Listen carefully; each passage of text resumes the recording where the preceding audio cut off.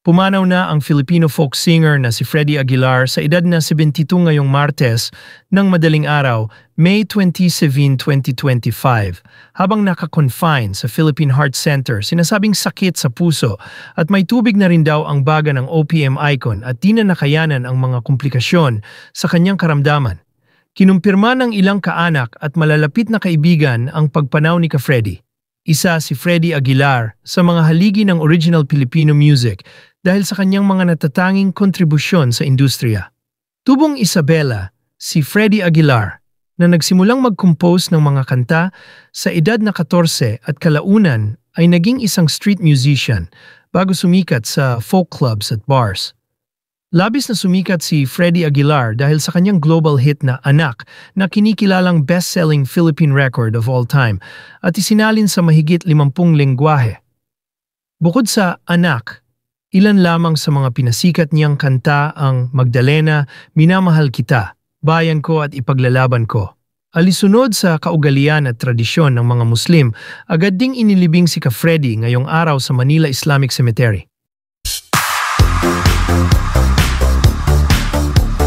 Namin sa inyo ay nais po muna naming makiramay sa lahat po ng iniwan ng henyong musikerong si Kaka Freddy Aguilar. Alam niyo po mga kapatid, isa na naman pong legend ng musikang Pilipino ang pumanaw.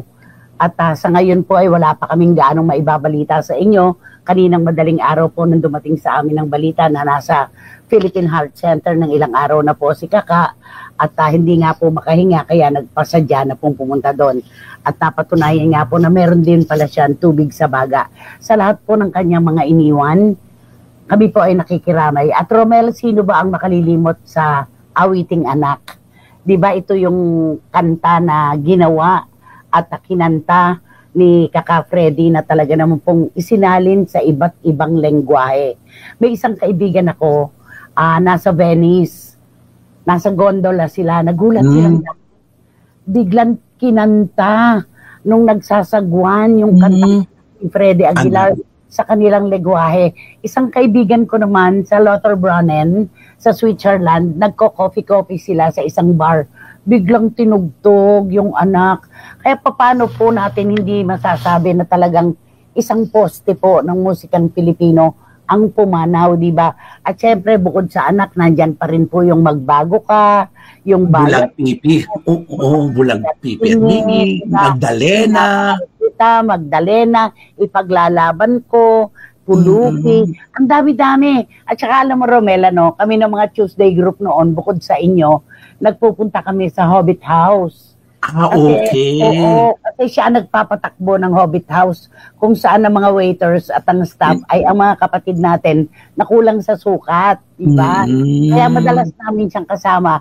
At kami ng mga pintor na Pilipino, kaibigan namin ang kanyang kapatid na si Marlene Aguilar. Ayan. Ako talaga pong grabe po. Buong mundo na yung nagluluksa kasi di ba 51 languages isinalin ang kantang Anak. Totoo yan. At saka 72 lang siya, napakabata pa kung tutuusin. Totoo. At basta Freddy Aguilar, alam na natin yon. Ito pong mga awitin na ito ay pumasok po sa puso natin, tumawid, niyakap po natin. Wala pong makalilimot sa kanyang mga awitin. Kapag dinadala namin siya sa mga shows, kahit sa ibang bansa, matulog ka na kasi hindi naman siya pakakawala ng mga kababayan natin kapag nagsimula na siyang kumanta. Matulog ka na, gigisingin ka na lang pagka natapos na siya.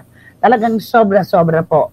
Kaya po mga kapatid, binago ko lang po yan pero tayo po ay nagkakarinigan na ngayon sa 105.9 True FM sa Mega Manila. Siyempre po, dito lang tayo sa totoo at nagkakakita na po tayo ng Sakdalinaw sa Signal 1 PH Channel 1, Radyo 5 FB Live YouTube, Signal Play Up at meron din po tayong paraan para magkarinigan, magkakitaan sa Signal Channel 19.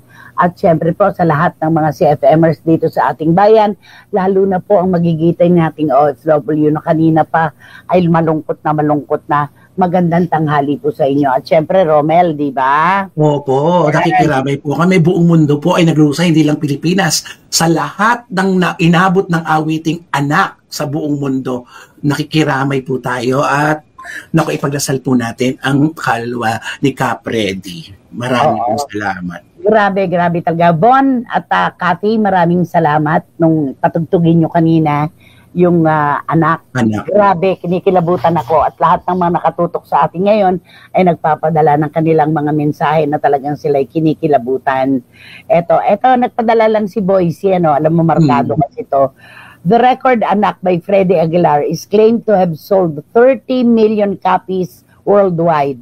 It is also known as the best-selling Philippine music record of all time. Rest in peace, Kaka Freddy Aguilar. Ayan. Ay, nako, ang dami-dami nating alaala tungkol kay Kaka Freddy. Pero talagang ganun po ang buhay eh. Sa mga awitin naman niya, meron din siyang sinasabi na meron tayong simula at merong wakas, di ba? Binibigyan tayong kanta niyang buhay, di ba? Napakasarap mabuhay sa mundo pero meron tiyak na pagpapaalam. Alam niya yan, yung mga ganyan. At tayo po muli, nakikiramay po kami sa lahat ng mga iniwan ng ating henyong musikero na si Kaka Freddy Aguilar. Sabi nga, walang paalam hanggang sa muli lamang. Pero wag lang muna sa ngayon. Ayan. Ang kailangan na natin, kalulungkot po, isa na naman pong alamat sa sining ng musika ang pumanaw. Rest in peace, Ka Freddy. Ang iyong mga awitin, manatiling buhay sa aming puso. Oh, si Wating Wating. Sleep in peace, Mr. Freddy Aguilar. Salamat sa iyong mga awitin. Gone but not forgotten. Katarungan, Yes. Bulag Pipi at Bingi, at saka Kunong Agila, isa sa mga paborito ko, sabi ni Wating Wating. Totoo yan. Hindi natin mabibilang ang mga awitin na kinanta, pinasikat at ginawa mismo ni Kaka Freddy Aguilar. Napakarami po niyan. Wala pa sa isip natin ngayon dahil kasi nagkabiglaan tayo. Pero totoo po na nawala man si Kaka, mananatili po siya sa puso natin dahil yun pong kanyang mga ginawang awitin ay mananatiling buhay na buhay. Alam natin yan. Kahit sa mga karaoke, di ba? Kahit sa karaoke talaga, number Siya one talaga. ni Kaka. At saka siya talaga ang nagpakilala sa buong mundo na ang Pilipinas ay manghuhusay na manulat at mga awit. Di ba? Mga OPM artist. Napakarami. Isipin niyo po kung ilang lengguwahe isinalin yung anak. Nakaka-proud po maging Pilipino.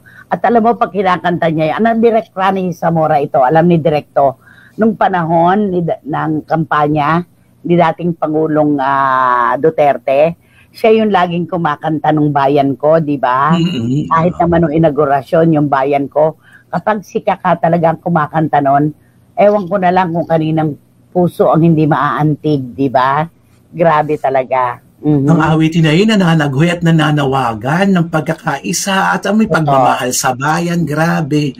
Tapos sabi naman ni Marichu, another icon na naman ang nawala na nakakalungkot. Yes. Nagsunod-sunod na sila. Sana naman last na po ito.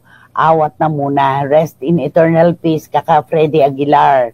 Tapos sabi ni Tita Nene Olanday, nung kakalungkot, isa na namang icon sa music industry ang pumanaw, ang ating idolo na si Kaka Freddy Aguilar. Rest in peace, Ka Freddy. Condolences to the family. Tama. Thank you po.